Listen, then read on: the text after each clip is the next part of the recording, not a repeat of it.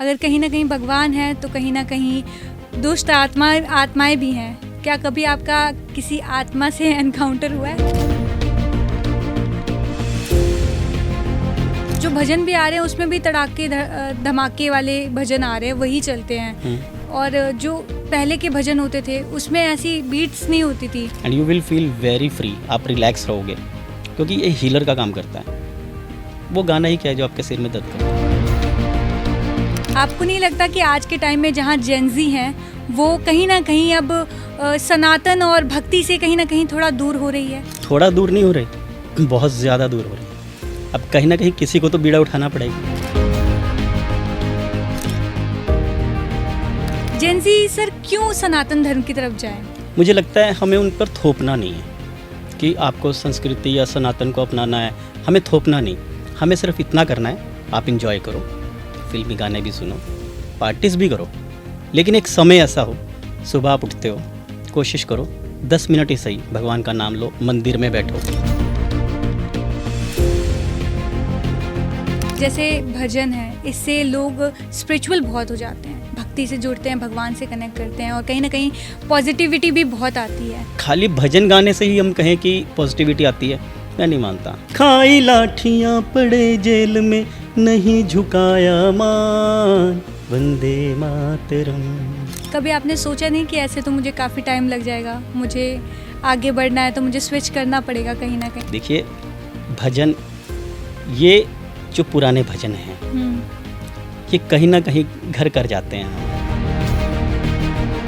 तो आज के टाइम में ऐसा नहीं है, बच्चे कहीं ना कहीं अब घर में भी पूजा पाठ नहीं करते हैं, बाहर चले जाते हैं। तो इसको लेकर आप उनके पेरेंट्स और आज के युवा पीढ़ी से क्या कहेंगे? क्योंकि हम उस देश में रहते हैं कि जहाँ एक पुत्र ने अपने पिता के वचन के लिए 14 वर्ष का वनवास अपना लिया। गाने जो हर किसी का सहारा बन चुका है, चाहे ट्रैवल करना हो, पार्टी करना हो या अकेले बैठना हो, हर कोई गाने का सहारा लेता है। वहीं अगर बात की जाए भक्ति की, तो भक्ति के लिए भी भगवान से कनेक्ट करने के लिए लोग भजन का सहारा लेते हैं। ऐसे में ट्राई सिटी के जाने माने भजन गायक विजय गर्ग जी हमारे साथ आज मौजूद हैं। विजय जी, आपका 10 समर न्यूज़ में बहुत बहुत स्वागत है। बहुत बहुत धन्यवाद और 10 समर न्यूज़ के सभी दर्शकों को मेरा बहुत बहुत नमस्कार। तो विजय जी, भक्ति को लेकर आपकी आस्था बचपन से ही थी या अभी शुरू हुई? भक्ति को लेकर आस्था, अगर मैं कहूँ कि बचपन से, तो बचपन से नहीं मैं कह सकता। भक्ति को लेकर आस्था तकरीबन 4-5 साल हुए जब मैं इससे जुड़ा। और जुड़ने वाले भी जो हमारे पंचकुला की कुछ संस्थाएं हैं जिनका मैं निरंतर एक सदस्य रहा हूँ, और कहीं मुझे गाने का मौका मिला भजन, तो मैंने गाया। तो मेरे भजन के माध्यम से लोगों ने मुझे भजन में खींच लिया। मैं जान नहीं पाया वो समय कब था, लेकिन धीरे धीरे जुड़ता रहा तो मैं भजन में ही चला गया। और मैं यूँ कहूँ कि जो फिल्मी सॉन्ग्स थे या बॉलीवुड के सॉन्ग्स थे, लगभग मेरी लाइफ से 90 to 95% ख़त्म हो गए और मैं भजन के तरफ, डिवोशनल लाइन या फिर वो स्वदेशी को लेकर, देशभक्ति को लेकर मैं इस तरफ चला गया। सर, भजन को लेकर आप सनातन से जुड़ रहे हैं और लोगों को भी प्रेरित कर रहे हैं कि ज़्यादा से ज़्यादा वो सनातन की तरफ बढ़ें। तो आपको नहीं लगता कि आज के टाइम में जहाँ जेनजी हैं वो कहीं ना कहीं अब सनातन और भक्ति से कहीं ना कहीं थोड़ा दूर हो रही है? बिल्कुल, थोड़ा दूर नहीं हो रही, बहुत ज़्यादा दूर हो रही है। अब कहीं ना कहीं किसी को तो बीड़ा उठाना पड़ेगा। मैं खुशकिस्मत हूँ कि मुझे ये मौका मिला, और यदि मैंने 100 लोगों में से 10 लोगों को भी सनातन की तरफ धकेल दिया तो शायद से हमारी संस्कृति बच पाएगी। क्योंकि इस समय सबसे ज़्यादा ज़रूरी हमें हमारी संस्कृति को संभालना है, और वो ना बची तो शायद ये जेनजी भी नहीं बचेगा। कितने दिन, 2 साल, 4 साल, आज हर घर में हर इंसान दुखी है। किस चीज़ के लिए दुखी है? वो अपने बच्चों को लेकर दुखी हैं। जो काम उन्होंने खुद किए, आज वो नहीं चाहते कि हमारे बच्चे भी वो काम करें, क्योंकि पहले वो पाश्चात्य संस्कृति की तरफ थे। बड़े हुए, संभले, परिवार हुए तो समझ आया कि नहीं, वो गलत थे। आगे चाहते थे कि बच्चे उस लाइन पे ना जाएं, लेकिन बच्चे उनसे भी आगे निकल गए। तो आज इसी चीज़ को देखते हुए लोग भजन संध्याओं में जा रहे हैं। बहुत से लोग हैं बर्थडे पार्टीज़ ना करके भजन संध्याएं करवा रहे हैं। कोशिश सभी की है, कोशिश सभी करते हैं, अमल कौन करता है वो देखने वाली बात है। और अमल तब होगा जब हम में से, मेरे जैसा या आप जैसा, जब कोई आगे बढ़ेगा। बीड़ा तो उठाना पड़ेगा, संस्कृति को बचाना है तो सनातन को अपनाना ही होगा। सर जेंजी जो कि बहुत ज़िद्दी माना जाता है जेंजी को, तो जेंजी सर क्यों सनातन धर्म की तरफ जाए? क्योंकि उनकी अगर बात की जाए, ट्रैवलिंग, आजकल बच्चे ट्रिप पे बहुत जाते हैं, ट्रैवल करते हैं, पार्टी करते हैं, उनकी पूरी दिनचर्या ही फ़न में ही मस्ती करते हुए निकलती है। सनातन से जुड़ना, कहीं ना कहीं जो भक्ति गीत हैं, भगवान की पूजा पाठ है, वो उनके लिए कहीं ना कहीं एक तरफ बोरिंग सा हो गया है। तो ऐसे में हम कैसे उन्हें प्रेरित कर सकते हैं? मुझे लगता है हमें उन पर थोपना नहीं है कि आपको संस्कृति या सनातन को अपनाना है, हमें थोपना नहीं। हमें सिर्फ इतना करना है, आप इंजॉय करो, फिल्मी गाने भी सुनो, पार्टीज भी करो, लेकिन एक समय ऐसा हो, सुबह आप उठते हो, कोशिश करो 10 मिनट ही सही भगवान का नाम लो, मंदिर में बैठो, घर में मंदिर में बैठो या मंदिर में चले जाओ। मैं कहता हूँ कि अगर आपने दिन में 10 मिनट भी निकाले, मंगलवार का दिन आता है, शाम को मंदिर चले जाओ। You are not bound to do कि आपको हर वक्त ही ये काम करना है। आप इंजॉय करो, एज है, हमें संस्कृति से, पाश्चात्य संस्कृति से भी जुड़ना जरूरी है अगर अपने आप को ऊपर उठाना है, लेकिन एक लिमिट तक अपनी संस्कृति से जुड़े रहो और सब इंजॉय करो, कोई दिक्कत नहीं है। तो सर जैसे भजन है, इससे लोग स्पिरिचुअल बहुत हो जाते हैं, भक्ति से जुड़ते हैं, भगवान से कनेक्ट करते हैं और कहीं ना कहीं पॉजिटिविटी भी बहुत आती है। तो जब आप इस भजन लाइन में आए तो आपकी लाइफ में क्या पॉजिटिविटी आई? पॉजिटिविटी तो ये है कि शायद मेरे जीवन में मुझे नहीं लगता कि मेरे सर्कल में जो लोग हैं कोई भी गलत है। मेरा सर्कल ऐसा बन गया कि मेरे सर्कल में सभी लोग अच्छे हैं, पॉजिटिविटी वाले लोग हैं जो सभी अच्छे कार्य करते हैं। शायद अगर मैं ना जुड़ता, हो सकता है मैं भी कुछ गलत रास्ते पे चल पड़ता। आज मैं बिल्कुल आई एम अ टी टॉटलर और ये शायद इसी की वजह से है। लेकिन खाली भजन गाने से ही हम कहें कि पॉजिटिविटी आती है, मैं नहीं मानता। भजन, जब तक भजन को दिल में नहीं अपना लें आप, दिल से, जब तक दिल से भजन को ना गाओ तब तो पॉजिटिविटी नहीं आती। भजन गाना है तो दिल से गाना है, अन्यथा सब दिखावा है, कोई फ़ायदा नहीं है उसका। भजन को गाओ दिल से, और भजन जब गाते हो स्वयं के लिए नहीं कि सामने वाले को भी खींचना है, भगवान से जोड़ना है। जब मन में ये सोच कर गाओगे तभी कुछ हो पाएगा। सर कहते हैं कि जब हम भगवान से जुड़ते हैं, कई लोगों का कहना है ये कि जब वो भगवान से जुड़ते हैं तो उनके साथ कुछ चीज़ें ज़्यादा बुरी होने लगती हैं, नेगेटिविटी ज़्यादा उनके साथ मतलब उनके पास आने लगती है। ऐसा क्यों? ऐसा, अगर मैं सही बोलूं तो ऐसा कुछ ऐसा नहीं है कि नेगेटिविटी आती है। वो नेगेटिविटी क्या है, हम इंसानों के अंदर है। अगर आप अच्छा गा रहे हो, कुछ अच्छा कर रहे हो, आपके इर्द गिर्द जो लोग हैं उन्हीं में से कुछ लोग आपको काटना शुरू करते हैं कि ये आगे क्यों बढ़ रहा है, इसे पीछे धकेलो। वो नेगेटिविटी है। नेगेटिविटी हम इंसानों के अंदर ही है, हमारे विचारों में है, अन्यथा नेगेटिविटी कुछ भी नहीं है। आप करके देखिए, आपको महसूस हो जाएगा। तो सर कहते हैं ना कि भगवान के चमत्कार भी बहुत होते हैं। अगर कहीं ना कहीं भगवान है तो कहीं ना कहीं दुष्ट आत्माएं भी हैं। क्या कभी आपका किसी आत्मा से एनकाउंटर हुआ है? हाँ, आत्माएं, मैंने जो अभी पहले ही बोला आपको कि ये जो बुराइयां हैं, जो कुछ हैं, हम इंसानों में ही हैं। हम लोग ही जो हैं, हमारे में ही दुष्ट आत्माएं हैं। हमारे अंदर ही जो इंसान बैठा है वही दुष्ट है। उसे बाहर निकाल दो, अच्छी चीज़ को प्रवेश करवा के देखो, सब दुष्ट आत्माएं दूर हो जाएंगी। मेरा तो मानना यही है। सर जब आपने भजन गाना शुरू किया, आपने कहा कि आपने वंदे मातरम के 100 साल पूरे होने के लिए भी एक गीत लिखा है। उसकी 2 लाइनें आप सुना सकते हैं? हाँ, ज़रूर सुना सकता हूँ। अभी ये जो गीत है प्रोसेस में है और जल्दी ही ये रिकॉर्ड होकर आ भी जाएगा। तो गीत के बोल कुछ इस प्रकार हैं।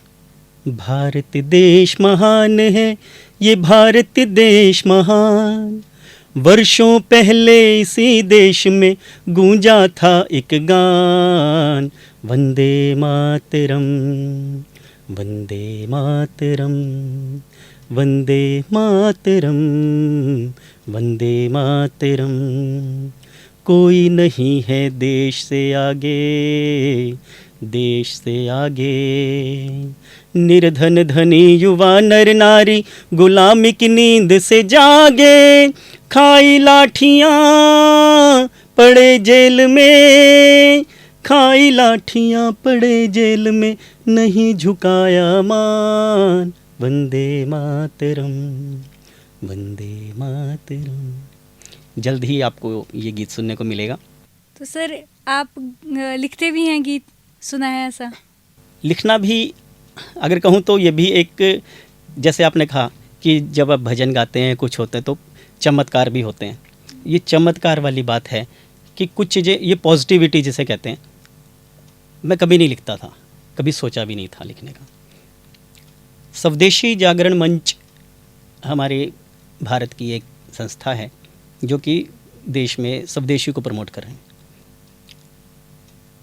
वहीं से मुझे स्वदेशी जागरण मंच के जो संस्थापक हमारे पंचकूला से जो इसके संयोजक थे, उनका मेरे पास फ़ोन आया। उन्होंने कहा कि विजय जी, हम चाहते हैं कि स्वदेशी पर कुछ लाइनें आप लिख दीजिए, कुछ सुना दीजिए।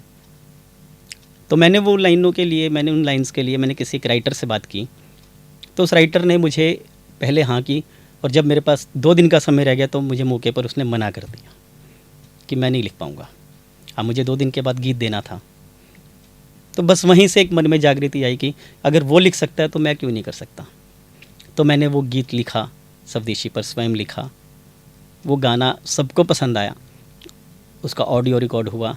हमारे माननीय शिक्षा मंत्री महिपाल डांडा जी हरियाणा के हैं, उन्होंने उस गाने का जो विमोचन किया उस दिन, अग्रवाल भवन में प्रोग्राम था बहुत बड़ा।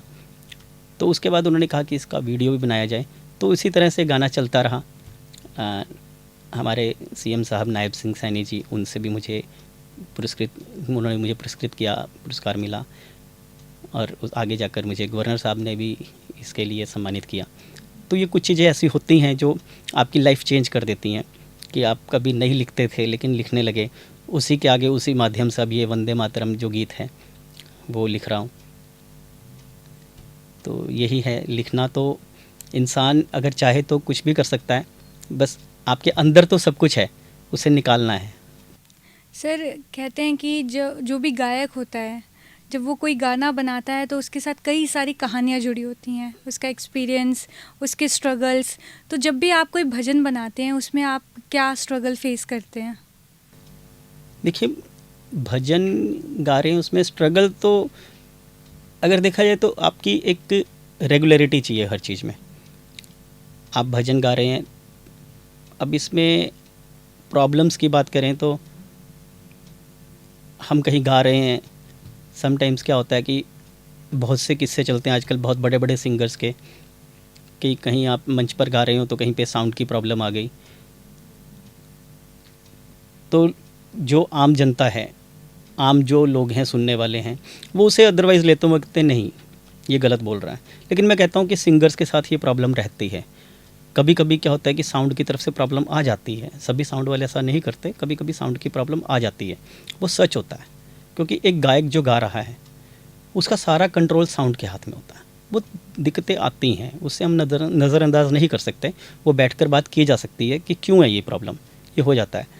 टेक्निकल इश्यूज़ भी रहते हैं, कुछ होते हैं, उसकी वजह से सिंगर डोमिनेट हो जाता है, लेकिन काम टेक्निकल होते हैं वो।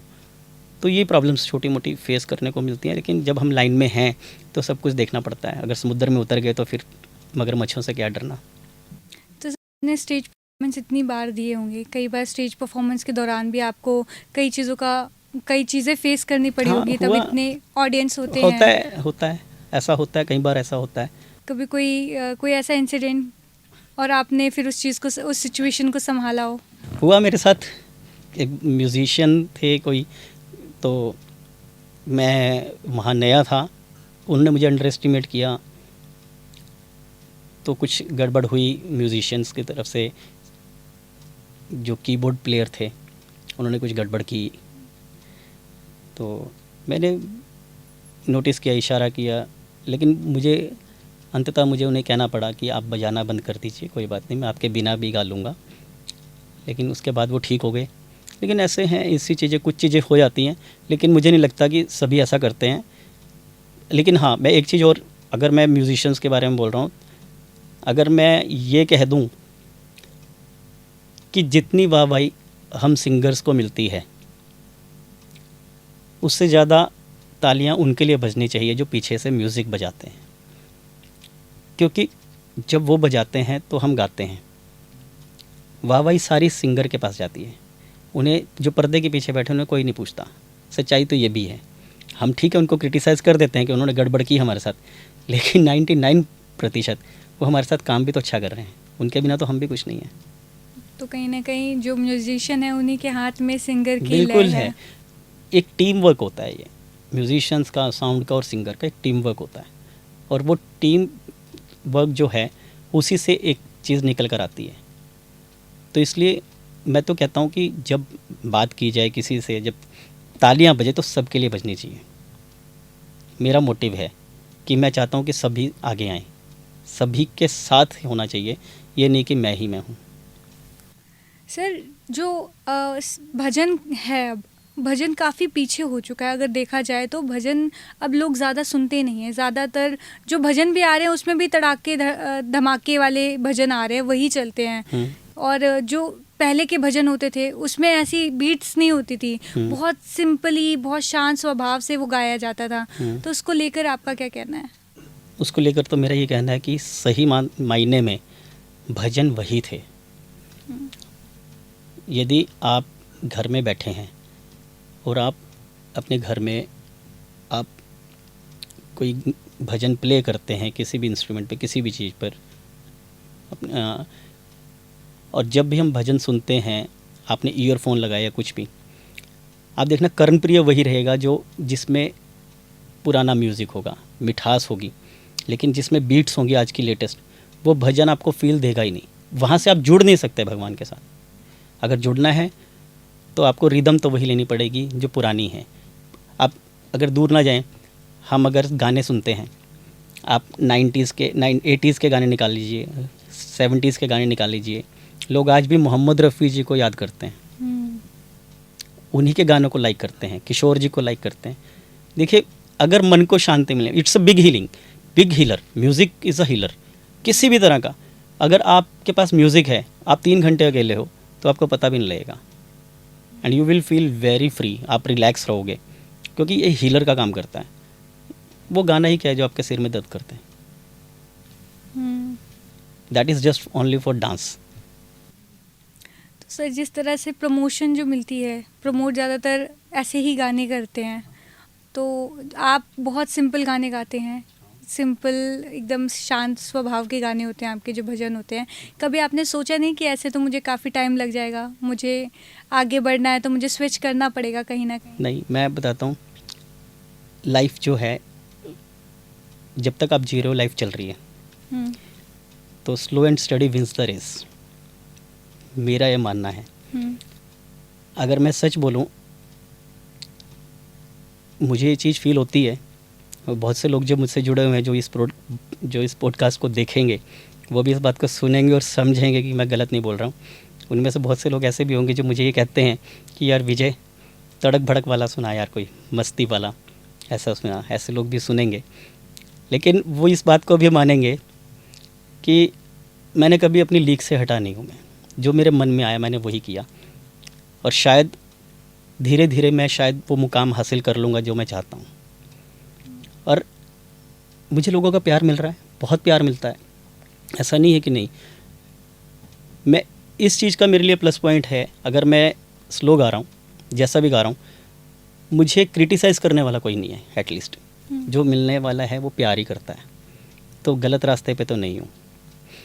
और यही कारण है कि आज मैं जहाँ हूँ, यहाँ बैठा हूँ, ये सब भजन गा रहा हूँ, ये उसकी कृपा ही है। जो आप कह रहे थे चमत्कार, ये वही चमत्कार है कि ऐसा क्या काम किया मैंने तेरा कि मेरा हाथ तूने थाम लिया, कि मेरी जिंदगी ही बदल दी तूने, कि मेरी जिंदगी ही बदल दी तूने, क्या ज़रा सा मैंने तेरा नाम लिया, ऐसा क्या काम किया।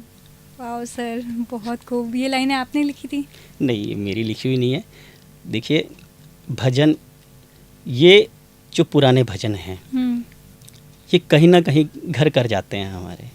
यही इनकी सुंदरता है, यही खूबसूरती है कि हमेशा जीवंत रहते हैं।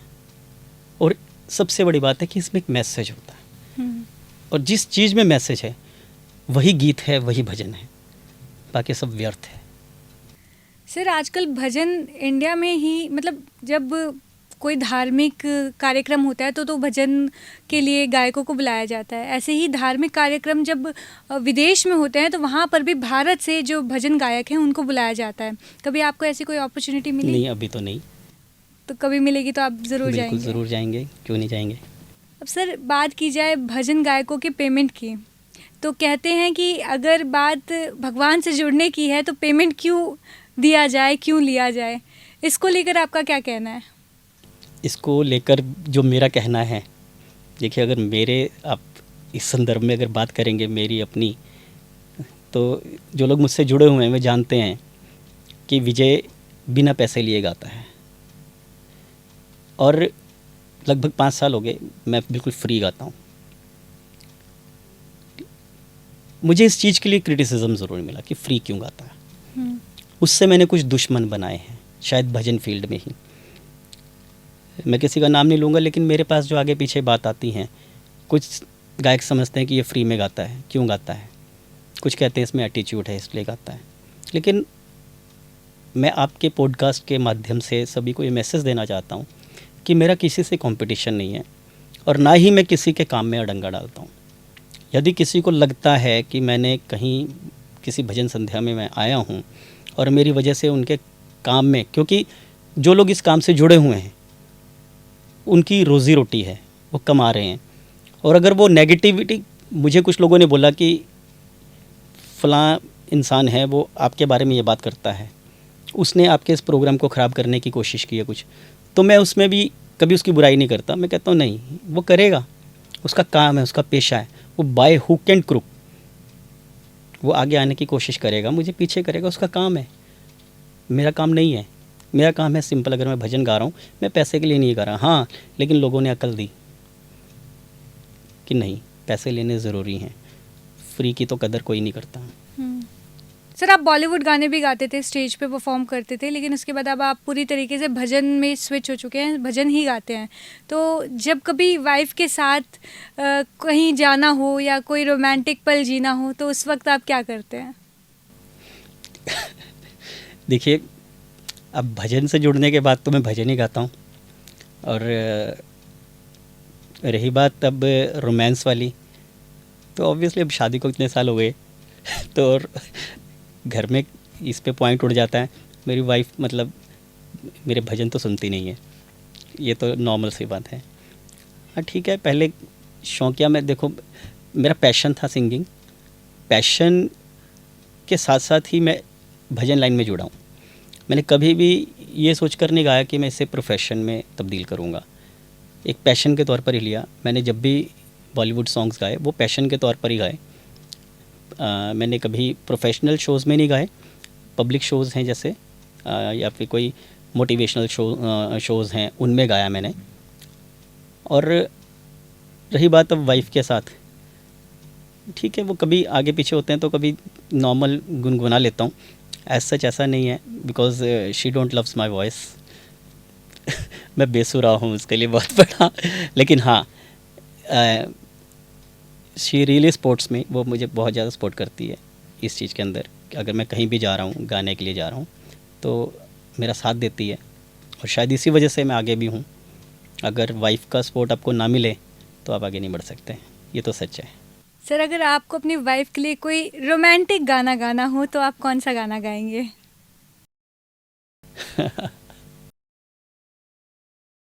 तुम बिन जाऊं कहाँ, तुम बिन जाऊं कहाँ, कि दुनिया में आके कुछ न फिर चाह सनम तुमको, चाह के तुम बिन। मुझे लगता है कि इस बार शायद हमको ज़रूर अच्छा लगे ये गाना। इस बार आपके जो सुर Hope हैं so. वो उनके दिल में घर कर जाए। Thank you. बाकी सर अगर बात की जाए आजकल के पेरेंट्स की, तो जैसे पहले क्या होता था कि हर घर में सुबह शाम दिया जलता था, पूजा पाठ होती थी, और उसी से कहीं ना कहीं जो बच्चे हैं वो भगवान की तरफ कहीं ना कहीं कनेक्ट करते हैं, घर से ही कनेक्ट करते हैं। तो आज के टाइम में ऐसा नहीं है, बच्चे कहीं ना कहीं अब घर में भी पूजा पाठ नहीं करते हैं, बाहर चले जाते हैं। तो इसको लेकर आप उनके पेरेंट्स और आज के युवा पीढ़ी से क्या कहेंगे? देखिए, अब मैंने पहले भी कहा था कि जो बच्चे भगवान से नहीं जुड़े हुए हैं, मैं सिर्फ इतना सा कहना चाहता हूँ, पेरेंट्स को बिल्कुल भी अपने बच्चों पर ज़ोर नहीं डालना। सिर्फ इतना सा समझाना है कि सुबह उठकर 5 या 10 मिनट भगवान का नाम लें। मैंने पहले भी ये बात बोली थी। इतनी ही चीज़, सिर्फ इतना भी कर लेंगे, क्योंकि जब आप घर से निकलते हैं उससे पहले अगर भगवान का नाम लेकर जब घर से निकलेंगे तो एटलीस्ट मन में एक बात, जो युवा है आज का, उसके मन में आएगी कि मुझे मुझे कुछ गलत काम नहीं करना। क्योंकि जो मदर है, मदर के हाथ में सब कुछ होता है। अगर मदर अपने बच्चे को जाते हुए कह दे कि बाहर तू जा रहा है, अगर कल बाहर निकलने पर किसी की बहन बेटी किसी मुसीबत में है तो उन्हें उसका साथ देना है। सिर्फ इतनी सी बात बोलनी है। उसको नेगेटिव नहीं बोलना कि आपने गलत किसी को छेड़ना नहीं है कुछ, उसे बोलना कि कोई मुसीबत में है उसका साथ देना है। तो उसी बच्चे के मन में बाहर निकलेगा, कुछ गलत थॉट भी होंगे तो वो पॉजिटिव थॉट में कन्वर्ट हो जाएंगे कि मेरी माँ ने मुझे ये बात बोली थी। मैं गारंटी से कहता हूँ कि माँ का बोला हुआ शब्द बहुत दूर तक काम करेगा, भले ही वो कितना ही बड़ा कुछ भी हो, किसी भी गलत संगत में हो, गलत लोगों के साथ मिलता हो, लेकिन जब उनके साथ भी होगा, कोई गलत भावना मन में आएगी तो माँ का वो शब्द जो कहा हुआ सुबह निकलते हुए वो काम करेगा। क्योंकि हम उस देश में रहते हैं कि जहाँ एक पुत्र ने अपने पिता के वचन के लिए 14 वर्ष का वनवास अपना लिया था, जहाँ एक पुत्र ने अपने पिता के धर्म को, उसके धर्म की रक्षा के लिए स्वयं को आरे से चीरना कबूल कर लिया था, जहाँ एक पुत्र ने अपने अंधे माता पिता को कांधे पर उठाकर सभी तीर्थों की यात्रा करवाई थी। लेकिन आज का श्रवण क्या कर रहा है? कलयुग ये कैसी उल्टी गंगा बहा रहा है, माता पिता को श्रवण आंखें दिखा रहा है, माता पिता को श्रवण। ये क्यों है? क्योंकि हमने बच्चों को छोड़ दिया। जब माँ बाप स्वयं बच्चों को छोड़ देते हैं, उन पर ध्यान नहीं देते, तो वो गलत रास्ते पे चले जाते हैं। माँ को एक बीड़ा उठाना है कि जब बच्चा बाहर निकले उससे सिर्फ इतनी सी बात बोलनी है कि बाहर कुछ गलत हो रहा है, किसी बहन बेटी से गलत हो रहा है, तो उन्हें उसका साथ देना है, उसका भाई बन के खड़ा होना है, उसका सखा बनकर खड़ा होना है। आप देखिए कितना चेंज आएगा। तो कहीं ना कहीं आप भी अपने बच्चों को ऐसे ही प्रेरणा देते हैं? बिल्कुल बिल्कुल। मेरा बेटा है, जब वो स्टडी करता था, स्कूल में था, सिर्फ एक ही शब्द बोलता था मैं कि मुझे तेरी शिकायत नहीं आनी चाहिए, कुछ भी कर, मुझे स्कूल से शिकायत नहीं आनी चाहिए। Now by the grace of God, भगवान की कृपा से जो चमत्कार है भजनों में जाने का या कुछ भी है, he is a try-city topper in 10th board examination ICSE boards, and now he is pursuing his MBBS from AIMS। तो ये भगवान की कृपा है। और अभी भी उसको एक ही बात बोली है कि जस्ट फॉलो योर टारगेट्स, किसी गलत उसमें नहीं पड़ना, भगवान में भरोसा रखना है, बड़ों का आदर करना है, blessings will work and I hope everything will go good. Sir मैंने सुना है कि तरुण भंडारी जी आपके पड़ोसी हैं। हाँ, वो हमारे पीछे रहते हैं हमारे घर से। तो सर ये भी सुना है कि आपकी कई यादें हैं उनके साथ, तो पॉलिटिक्स में भी कहीं ना कहीं आपने उन्हीं को देखते हुए ही ज्वाइन किया है। सुना है आप बीजेपी में भी बीजेपी के साथ जुड़े हुए सकते हैं। हो। देखिए, मैं अगर सही कहूँ तो उनके साथ यादें हैं, मेरे बड़े भाई की तरह हैं वो। और जब उन्होंने पहला इलेक्शन लड़ा था, उस समय हमें याद है, हम छोटे हुआ करते थे, हमने बहुत सपोर्ट की, घर घर से वोट निकाले थे, उनको जिताया था। तो वो बहुत डेडिकेटेड हैं, किसी भी चीज़ को, किसी भी काम को जब करते हैं तो उसके पीछे पड़ जाते हैं। मैंने उनको बहुत क्लोज इस चीज़ को देखा है, शायद से बहुत लोग इस बात को नहीं जानते, मैंने बहुत क्लोज देखा है। क्योंकि तरुण भंडारी जी से उनसे ज़्यादा मेरी इंटरेक्शन उनके पिताजी से रही, उनके फादर से रही। क्योंकि सुबह मैं वॉक पे जाता था तो उनके फादर मुझे रोज़ मिलते थे, और उनका पहला शब्द होता था, जय माता दी बेटा, और कैसे हो। तब मेरे मुंह से उनसे एक बात ज़रूर निकलती थी भी, भाई अंकल, भैया एक दिन बहुत आगे जाएंगे। और उन्होंने मुकाम हासिल किया, बस uncle is no more now. लेकिन उनकी आत्मा जो है वो इस चीज़ को देख रही होगी तो बहुत खुश होंगे वो, क्योंकि वो जुड़े होते थे। क्योंकि हाँ, प्रेरणा हर चीज़ से मिलती है। अंकल भी हमारे भजन गाते थे, और उनका पूरा परिवार इस चीज़ से जुड़ा हुआ था। तो बीजेपी में ज्वाइन होने का जो आपका डिसीजन था, ये वहीं से आया था? नहीं, मैं ये नहीं कह सकता। बीजेपी से हमारा परिवार पहले से जुड़ा हुआ है, बहुत पहले से। मैं पार्टी से, मैं तो अभी जुड़ा हूँ, लेकिन बीजेपी से जुड़ना भी कोई ऐसा कारण नहीं था, क्योंकि जो पार्टी सनातन को बढ़ावा देगी, जो हमारे राम को, हमारे हिंदुत्व को, हमारी संस्कृति को बढ़ावा देगी, मैं उसके साथ हूँ। और यही कारण था, क्योंकि मुझे उनकी नीतियों में आज तक कोई खोट नज़र नहीं आया।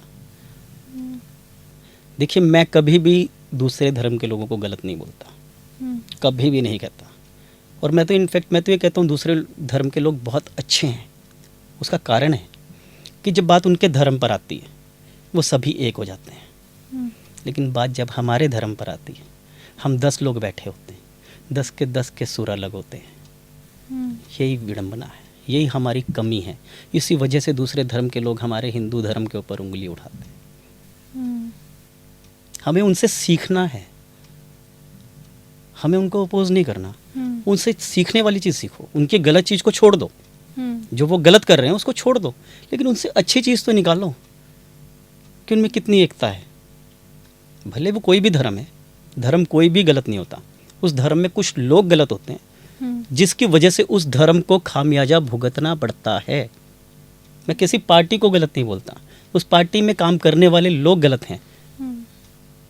जो लोग राम पर ही प्रश्न उठा देंगे, पार्टी गलत नहीं है, वो लोग गलत हैं। उन गलत लोगों की वजह से पार्टी गलत हो जाती है। तो कहीं ना कहीं कल को आपको अगर मौका मिलता है बीजेपी में कोई इलेक्शन लड़ने का, तो आप करेंगे? देखिए, देश के लिए कुछ भी करने का मौका मिलेगा तो मैं पीछे नहीं हटूंगा। मेरे लिए देश सर्वोपरि है, मेरा धर्म सर्वोपरि है, हमारी संस्कृति सर्वोपरि है, सनातन सर्वोपरि है। और इन चीज़ों के लिए, इनके लिए मुझे कुछ भी करना होगा, मैं करूँगा। मुझे मौका मिलेगा, मैं ज़रूर करूँगा।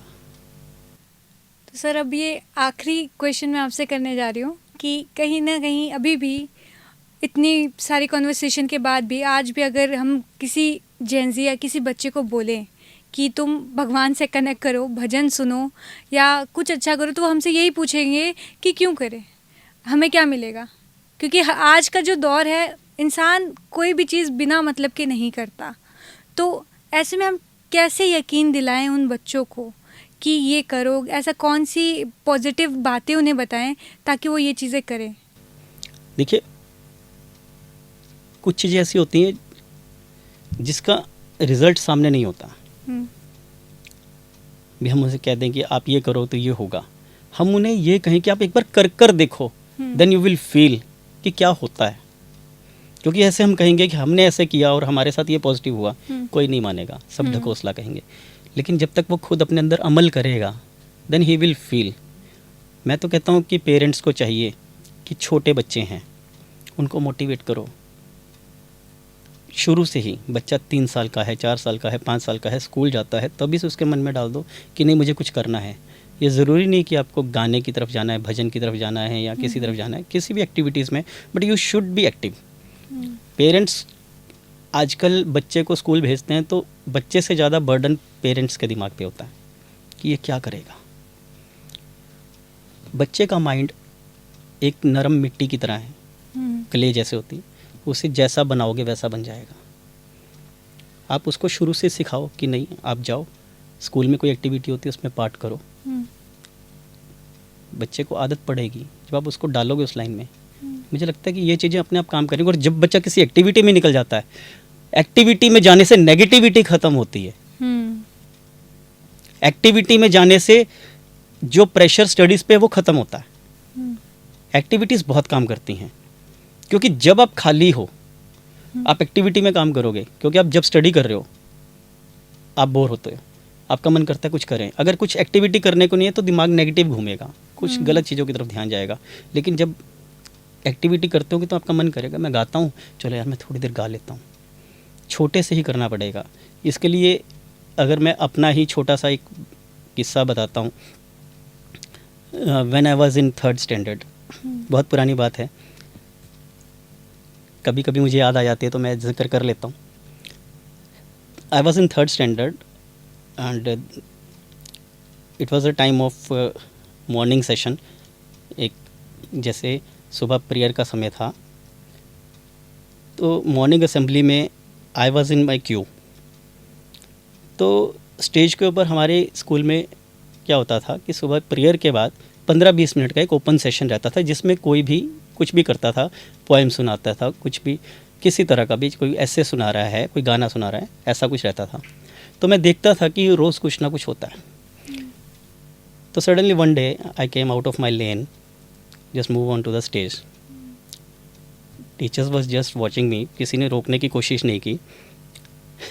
And I move on to the stage and ask for the mic. मुझे माइक दे दिया और एक पोएम थी मेरे माइंड में और मैं पोएम गा कर आ गया। तो वो दिन था कि उसके बाद मैं मंच पर जाता हूँ, एक तो स्टेज फियर ख़त्म, कॉन्फिडेंस लेवल बढ़ता है आपका। तो बचपन से ही जैसे ही फिर उसके बाद एक लय बन गई कि कंपटीशन है स्कूल में, कोई गाने का है या पोएम कंपटीशन है, तो मैंने उसमें पार्टिसिपेट किया। तो ये छोटा सा एक मेरा ही एग्जांपल है। तो स्टार्ट तो शुरू से हो जाएगा, आप जिस लाइन में चले जाओगे वही लाइन इंसान पकड़ लेता है। अदरवाइज़ तो फिर रास्ते तो बहुत हैं, नेगेटिव जाने के रास्ते बहुत हैं, पॉजिटिविटी के बहुत कम हैं। तो गलत चीज़ की तरफ हम जल्दी अट्रैक्ट होते हैं और सही चीज़ की तरफ अट्रैक्ट करने के लिए थोड़ी सी हिम्मत करनी होती है। तो कहीं ना कहीं अगर पेरेंट्स ध्यान दे बच्चों पर, पेरेंट्स ही बच्चों को सही राह पे ले जा सकते हैं। क्योंकि बिल्कुल। आज के बिजी स्केड्यूल में जो पेरेंट्स हैं वो ज़्यादातर अपने जॉब में बिजी हैं, काम काज में बिजी हैं, और वो बच्चों पर उतना ध्यान नहीं दे पाते, जिसकी वजह से अभी क्राइम भी कहीं ना कहीं कुछ ज़्यादा बढ़ गया है। बिल्कुल। तो कहीं ना कहीं पेरेंट्स पे ही है सब कुछ निर्भर, कि पेरेंट्स ही अपने बच्चों को सही राह पे ले जाएं, सही सीख दें, जिसकी वजह से बच्चे आगे अच्छा कर सकें। बिल्कुल। तो सर, आपसे इतनी सारी बातें करके काफ़ी अच्छा लगा। जेनज़ियों को काफ़ी कुछ सीखने को मिलेगा और कहीं ना कहीं उनके पेरेंट्स को भी काफ़ी कुछ सीखने को मिलेगा, ताकि वो अपने बच्चों को सही राह पे ले जा सके। समर न्यूज़ में आने के लिए सर बहुत बहुत शुक्रिया। हम यही कामना करेंगे कि आप ऐसे ही भजन गाते रहें और एक दिन देश का नाम और ज़्यादा रोशन करें। बहुत बहुत धन्यवाद। Thank you so much.